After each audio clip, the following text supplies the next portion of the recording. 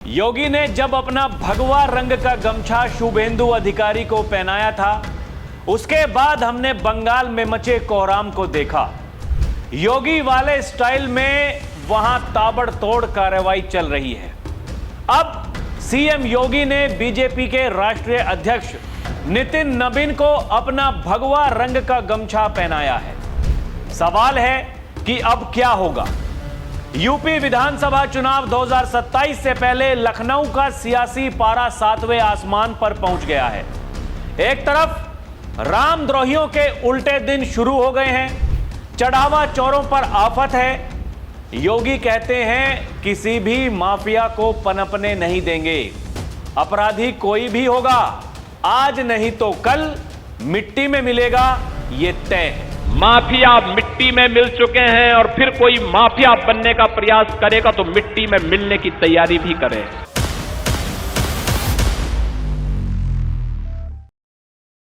दर्शकों नमस्कार, DNP India देख रहे हैं आप, साथ हूं मैं आपके राहुल चौधरी। अयोध्या में चढ़ावा चोरी कांड के बाद बीजेपी के राष्ट्रीय अध्यक्ष नितिन नबीन लखनऊ पहुंचे हैं। सीएम योगी आदित्यनाथ के साथ राज्य के दोनों डिप्टी सीएम ने एयरपोर्ट पर नितिन नबीन का स्वागत किया। इस दौरान सीएम योगी ने सबसे पहले नितिन नबीन के गले में भगवा रंग का पटका पहनाया। इसके बाद दोनों मंद मंद मुस्कुराए। दोनों की यह मुस्कुराहट बता रही है कि यूपी चुनाव 2027 के लिए चक्रव्यूह की रचना दिल्ली से लखनऊ पहुंच गई है। लखनऊ हवाई अड्डे पर जब नितिन नबीन उतरे तो सीएम योगी ने सबसे पहले उनके गले में चमचमाता हुआ भगवा पटका पहनाया। दोनों के चेहरे पर आत्मविश्वास से भरी गहरी मुस्कान थी। खुद मुख्यमंत्री योगी आदित्यनाथ और उत्तर प्रदेश के बीजेपी अध्यक्ष पंकज चौधरी ने एयरपोर्ट पहुंचकर राष्ट्रीय अध्यक्ष का बेहद भव्य जोशीला स्वागत किया। इस खास मुलाकात के बाद सियासी गलियारों में यह साफ मैसेज चला गया है कि बीजेपी आलाकमान और सीएम योगी की यह जोड़ी आगामी यूपी चुनाव 2027 के लिए एक अभेद्य किला तैयार करने में जुट गई है। राष्ट्रीय अध्यक्ष बनने के बाद नितिन नबीन का उत्तर प्रदेश में यह दूसरा दौरा है। इससे पहले वो पीएम मोदी की मन की बात कार्यक्रम में मथुरा में सीएम योगी के साथ मंच शेयर कर चुके हैं। लेकिन अब यूपी चुनाव 2027 के लिए प्रदेश की नई संगठन टीम के गठन के तुरंत बाद यह दौरा हो रहा है। उनके इस मुस्कुराते हुए चेहरे और भगवा पटके के पीछे एक बेहद मजबूत और कड़ा राजनीतिक संदेश छुपा हुआ है। पिछले कुछ समय से उत्तर प्रदेश संगठन और सरकार के बीच चल रही कथित अनबन की अटकलों को इस दौरे ने पूरी तरह से खारिज कर दिया है। एयरपोर्ट पर मुख्यमंत्री योगी आदित्यनाथ का खुद अगवानी के लिए खड़े होना यह दिखाता है कि केंद्रीय नेतृत्व और राज्य सरकार पूरी तरह एक है। गले में भगवा पटका इस बात का साफ प्रतीक है कि बीजेपी उत्तर प्रदेश में अपनी मूल विचारधारा हिंदुत्व, उसके कोर एजेंडे से रत्ती भर भी पीछे हटने वाली नहीं है, बल्कि सीएम योगी के लॉ एंड ऑर्डर और विकास मॉडल के साथ जोड़कर 2027 के रण में उसको उतारा जाएगा। अयोध्या कांड के बाद नितिन नबीन का यह पहला दौरा है। नितिन नबीन लखनऊ में रहकर मैराथन बैठकें करने वाले हैं। मीडिया रिपोर्ट्स के अनुसार मुख्यमंत्री योगी आदित्यनाथ, प्रदेश अध्यक्ष पंकज चौधरी, दोनों उप मुख्यमंत्री केशव प्रसाद मौर्य और ब्रजेश पाठक, साथ ही आरएसएस के शीर्ष पद अधिकारी के साथ मिलकर के आगामी विधानसभा चुनाव के लिए मंथन करेंगे। बीजेपी का पुराना नारा रहा है, बूथ जीता तो चुनाव जीता। लोकसभा चुनाव 2024 के परिणामों से सबक लेते हुए बीजेपी इस बार अति आत्मविश्वास से बचकर हर छोटे मोर्चे पर बारीकी से काम कर रही है, जिसकी जरूरत आगामी चुनावी जंग के लिए है। मुख्यमंत्री योगी आदित्यनाथ खुद इस पूरी रणनीति की मॉनिटरिंग कर रहे हैं। मंत्रियों को साफ निर्देश दे दिए गए हैं कि जिलों में कैंप करें और सीधे जनता से फीडबैक लें। दर्शकों, संदेश बिल्कुल साफ है। वो लोग जो 12 बजे सोकर के उठते हैं, 2 बजे तैयार होते हैं, 5 बजे मटर गश्ती करने के लिए अपनी मंडली के साथ में निकल पड़ते हैं, रात को कितने बजे घर वापस लौटते हैं कोई पता नहीं। उनके लिए एक साफ संदेश है, आप लोग सोते रहिए, हमें जो काम करना है हम करते रहेंगे।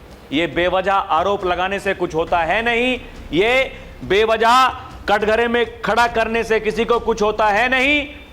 सामने वालों की तैयारी बहुत बड़ी है और आखिर में फिर केवल चुनाव आयोग को जुगाड़ आयोग बताना, ईवीएम को हैक बताना और चुनाव चोरी करने के आरोप लगाने के अलावा उनके पास में और कोई रास्ता है नहीं।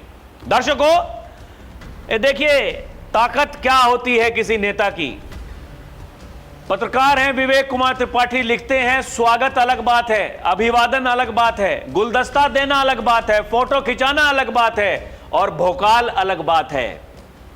बीजेपी के राष्ट्रीय अध्यक्ष नितिन नबीन 2 दिन के दौरे पर लखनऊ आए हैं। एयरपोर्ट पर उनका स्वागत हो रहा है। मुख्यमंत्री योगी आदित्यनाथ के साथ दोनों डिप्टी सीएम, तमाम मंत्री नेता मौजूद हैं। लेकिन ये 2 वीडियो बता रहे हैं कि भोकाल किसका है, रंगबाजी किधर है। 2 वीडियो पोस्ट करते हुए उन्होंने ये बताया है। दर्शकों, ये किसी से छुपा हुआ नहीं है।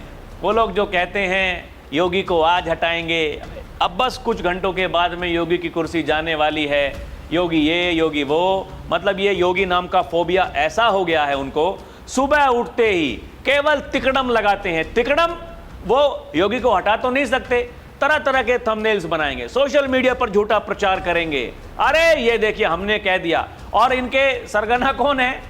सपा के मुखिया अखिलेश यादव जी। अभी कुछ दिनों पहले कह रहे थे, वो जब मोहन यादव को लेकर के खबरें चल रही थी कि उन्होंने अपने परिवार को फायदा पहुंचाने के लिए उनसे कहा कि आप यहां पर जमीन खरीद लो। इतने करोड़ की जमीन उनके परिवार के लोगों ने उज्जैन में खरीद ली है, जहां से विकास की परियोजनाएं निकलने वाली हैं। तब एक पत्रकार ने अखिलेश यादव से सवाल पूछ लिया कि मोहन यादव के ऊपर ऐसे ऐसे आरोप लगे हैं, आप क्या कहना चाहेंगे? अखिलेश यादव जी कह रहे हैं क्योंकि बीजेपी उनको हटाना चाहती है, इसलिए बीजेपी उनको फंसा रही है।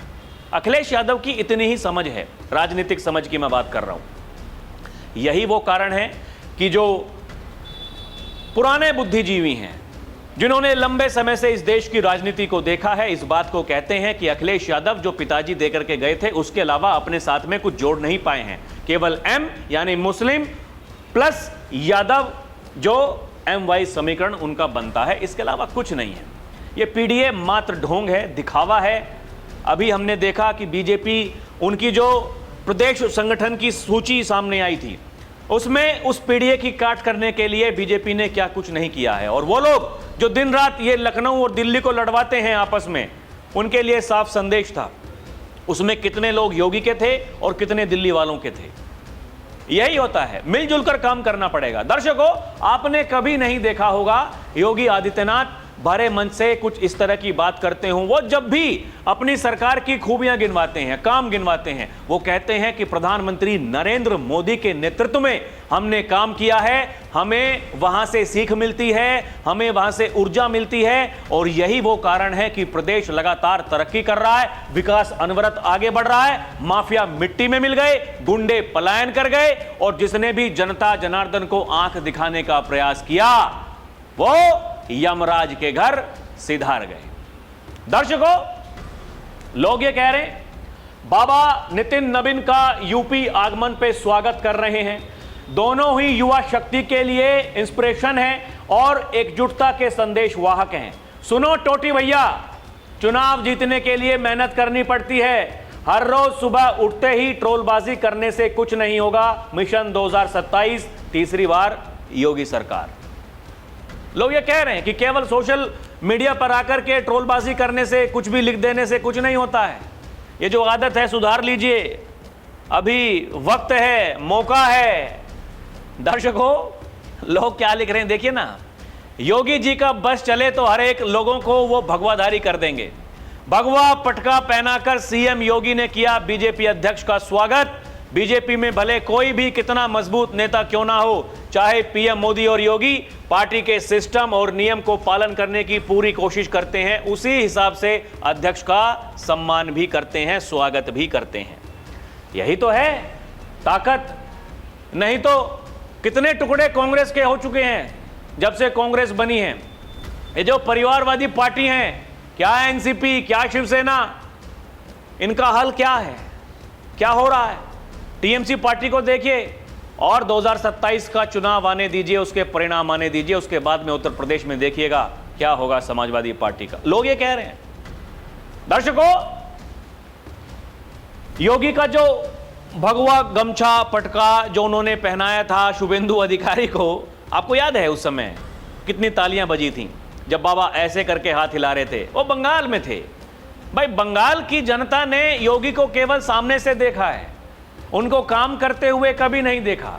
लेकिन जब योगी वहां पहुंचते थे, लाखों में भीड़ वहां उनके जाने से पहले पहुंच जाया करती थी।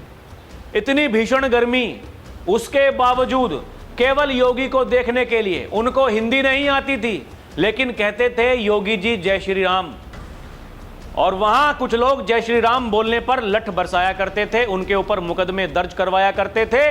ठीक ऐसे ही 2017 से पहले जय श्री राम बोलने पर यहां वाले वो लाठियां बरसाया करते थे, मुकदमे दर्ज किया करते थे। ये लंबा रिकॉर्ड है। आज जो चढ़ावा चोरी को लेकर के बड़े राम भक्त बन रहे हैं, ये वही लोग हैं जो माफियाओं के सामने घुटने टेका करते थे।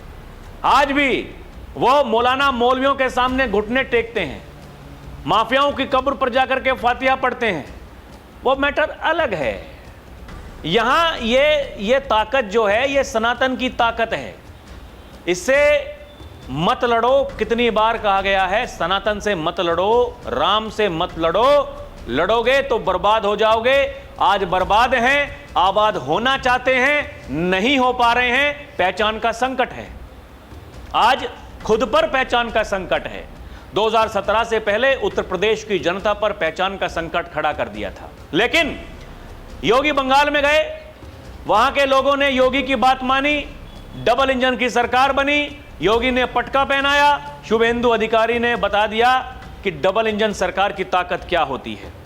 लोगों ने उस समय लिखा था योगी जी का भगवा पटका ये काम कर रहा है। शुभेंदु अधिकारी व्यक्तिगत रूप से बंगाल की दुर्गा पूजा को सबसे भव्य बनाने की योजना बना रहे हैं। केंद्रीय मंत्रियों के साथ जल्द ही बैठक होगी। ये उस दौरान की खबर है जब शुभेंदु अधिकारी ने शपथ ली थी, उसके कुछ दिनों के बाद। मतलब भगवा रंग का जो गमछा है, पटका है दर्शकों, वो खतरनाक है। लोगों ने तब बताया था कि शुभेंदु दादा ने अपनी पहली कैबिनेट मीटिंग में वही फैसला लिया जो पहली कैबिनेट में योगी ने लिया था। क्या? जैसे यूपी में कहा गया था कि जितने भी अवैध बुचड़खाने हैं उन सबको बंद हम कर देंगे। अधिकारियों ने कहा महाराज जी आप क्या बात कर रहे हैं, ये कैसे होगा? महाराज जी बोले देखो सुनिए, मुझे ना सुनने की आदत है नहीं, मुझे ये चाटुकारिता करने वाले, बाबूगिरी करने वाले अधिकारी पसंद है नहीं। मुझे वो अधिकारी पसंद हैं जो जमीन पर उतर करके काम करें। मैंने कहा है होगा, होगा, हो गया। ऐसे ही शुभेंदु अधिकारी ने कहा, हमने कहा है होगा तो होगा। और लोगों ने कहा था योगी जी इसीलिए सबको भगवा गमछा नहीं पहनाते हैं। अब दर्शकों, कुछ लोगों ने बात करी कि देखिए शुभेंदु अधिकारी ने दंडवत होकर के वहां प्रणाम किया था योगी आदित्यनाथ को। पत्रकारों ने बात की उनसे कि भाई साहब आपने ऐसा क्यों किया। मैं इस बात को बार बार आपसे कहता हूं दर्शकों, देखिए वो बाबा हैं, महाराज हैं, वो गोरक्षनाथ पीठ के पीठाधीश्वर हैं। उस समय शुभेंदु अधिकारी ने भी उनसे यही कहा पत्रकार से, जब उनसे सवाल पूछा गया कि आपने ऐसा क्यों किया, तो उन्होंने कहा कि वो राजनेता से पहले गोरखपुर महंत पीठ के मठाधीश हैं, पीठाधीश्वर हैं।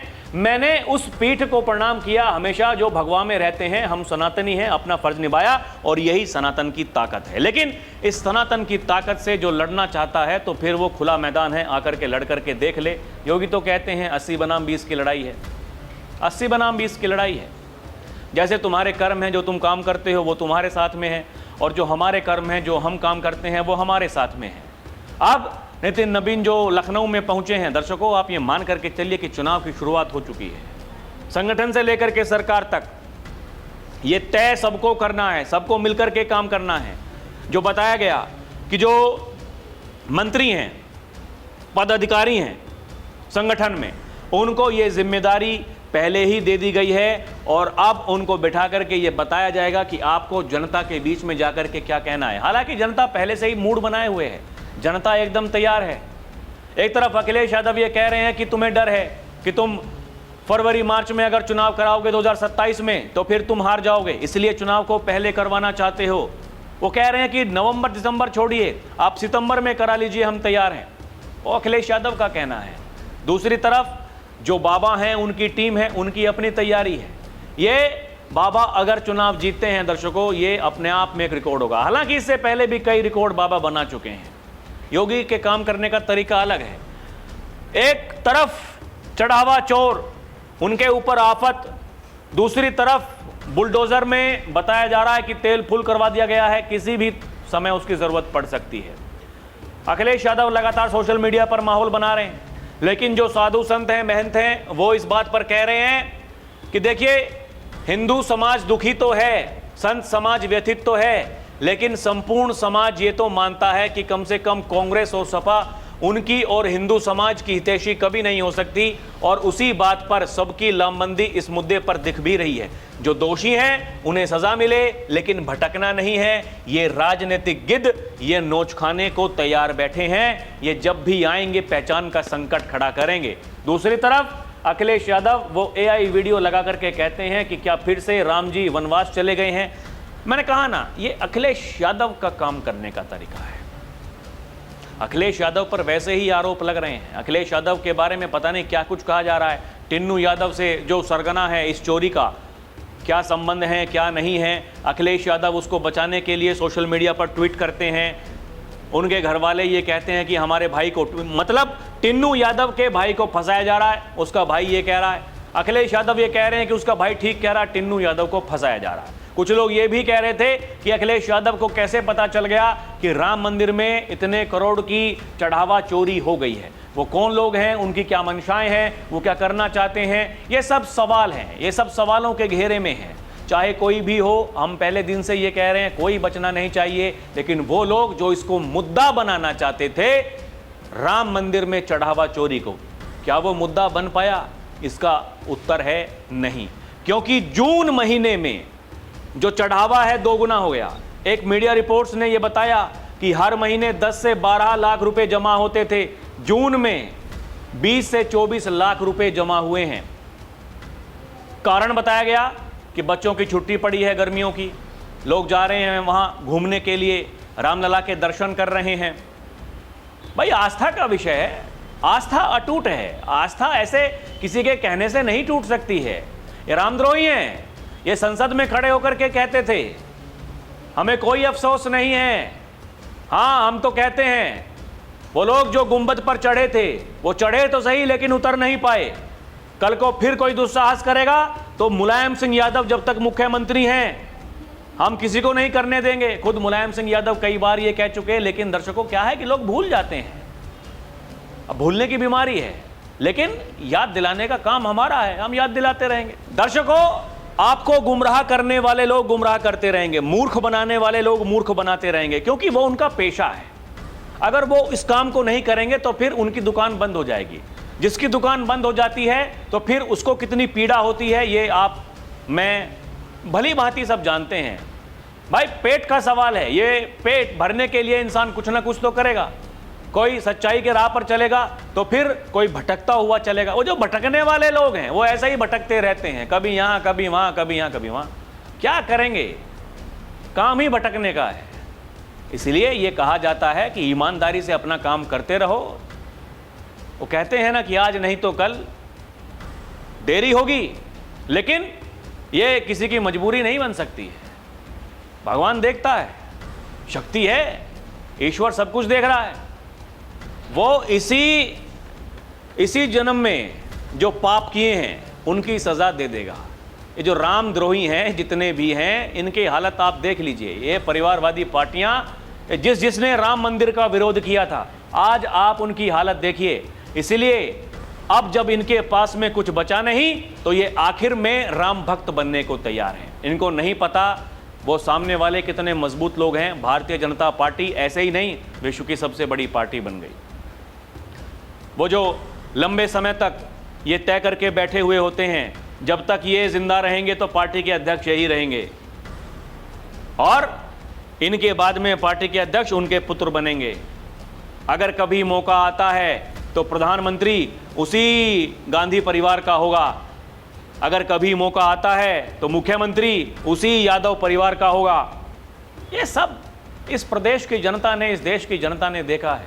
बाकी दर्शकों, समझदार आप हैं, आप हमें कमेंट करके बताएं ये क्या चल रहा है, क्या सही है क्या गलत। बहुत बहुत धन्यवाद। जय हिंद, जय भारत, नमस्कार।